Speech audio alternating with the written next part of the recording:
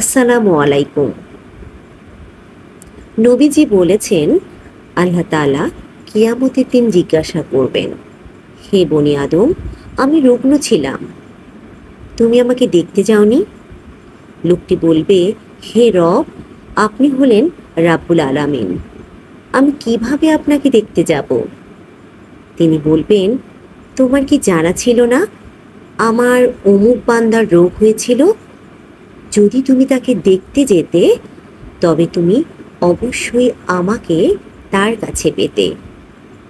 মাশাল্লাহ, কত সুন্দর কথা। হ্যাঁ, আমি আমার আম্মাকে নিয়ে গিয়েছিলাম ইসলামী ব্যাংক হাসপাতাল মিরপুরে।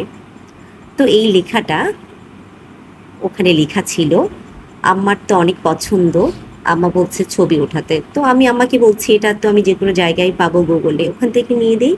আম্মা বলছে না, এখান থেকে ছবিটা উঠাতে হবে।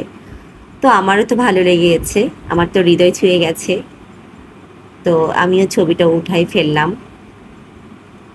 তো আসলে একটা মানুষ যখন অসুস্থ হয়ে যায় তাকে দেখতে যাওয়াটা উচিত।